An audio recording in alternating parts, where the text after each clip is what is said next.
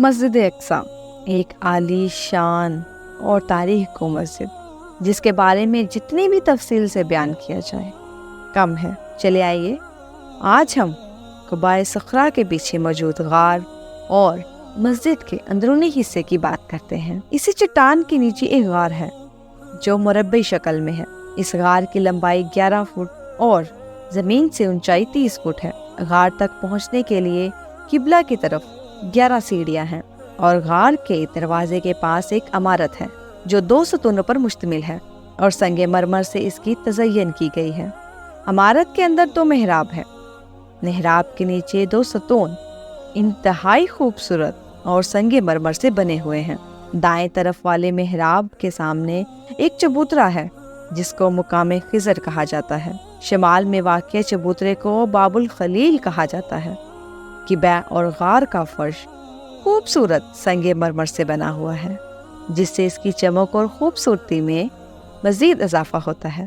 مسجد کے اندرونی حصے کے مغربی جانب جامع النساء ہے جس کو فاطمیین نے تعمیر کروایا۔ مغربی جانب جامع عمر ہے جس کو حضرت عمر نے فتح کے بعد تعمیر کرایا تھا، اور اسی عمارت کی طرف ایک بڑا خوبصورت ایوان ہے جس کو مقام عزیز کہا جاتا ہے۔ اس ایوان کے شمال کی جانب ایک خوبصورت محراب ہے جس کو محراب ذکریہ کہا جاتا ہے۔ اس کی لمبائی اور چوڑائی 606 میٹر ہے۔ مغربی جانب ایک لوہے کا جنگلہ ہے جس میں ایک محراب معاویہ کے نام سے ہے۔ قبلے کی جانب ایک بڑا محراب جس کو محراب داؤد کہتے ہیں، اس کے ساتھ ایک منبر ہے۔ یہ منبر سلطان نور الدین زنگی نے مسجد اقصیٰ کے لیے بنوایا تھا اور خود انتقال کر گئے، لیکن ان کے جانشین سلطان صلاح الدین ایوبی نے اس کو فتح کے بعد حلب سے منگوا کر نصب کیا۔ دیوار براق، یہ دیوار دم کے جنوب مغرب میں ہے جس کی لمبائی 27 میٹر اور بلندی 17 میٹر ہے۔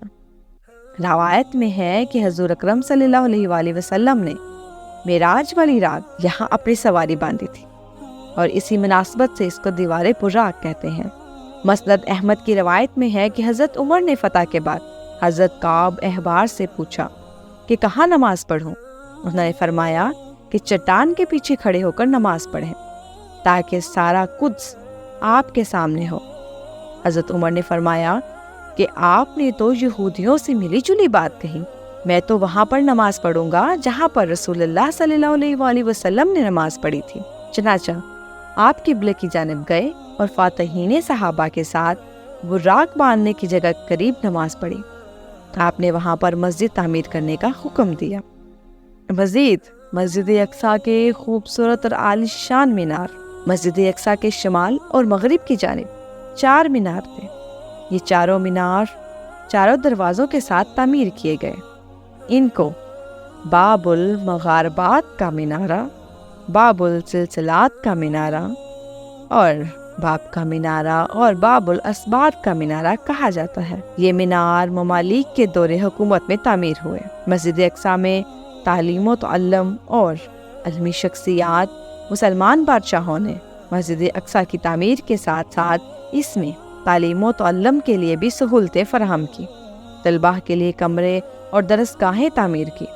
ان میں سے جامعۃ المغاربہ، مدرسہ عثمانیہ، مدرسہ کریمیہ، مدرسہ باسطیہ اور مدرسہ طولونیہ وغیرہ تعمیر کرائے۔ مسجد اقصیٰ کی طرف بہت سی علمی اور مذہبی شخصیات نے سفر کیا جن میں مشہور نام درج ذیل ہیں۔ حضرت عمر کے دور خلافت میں عبادات بن صامت متوفی اور شداد بن اوس متوفی وہی رہے۔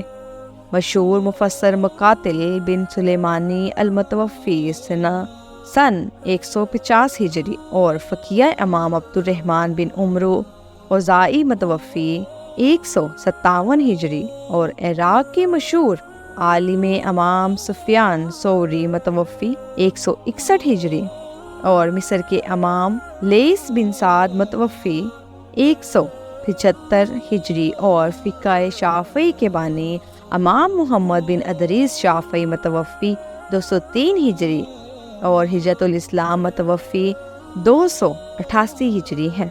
اس کے بعد عیسائیوں کے قبضے میں جانے کے بعد یہ سلسلہ موقوف ہو گیا، لیکن سلطان صلاح الدین ایوبی کی فتح کے بعد دوبارہ اس میں تعلیم و تعلم کا سلسلہ جاری ہو گیا، اور ہندوستان کی مشہور خطیب مولانا محمد علی جوہر کا مزار مدرسۃ خاتونیہ کے باہر واقع ہے۔ امید کرتی ہوں آج کی مسجد اقصیٰ کی تفصیل آپ کو پسند آئی ہوگی اور میری اس ویڈیو سے آپ کو بہت سی معلومات ملی ہوں گی۔ اگر میری ویڈیو پسند آئی ہو تو میرے چینل کو لائک، شیئر اور سبسکرائب کرنا مت بھولیے گا۔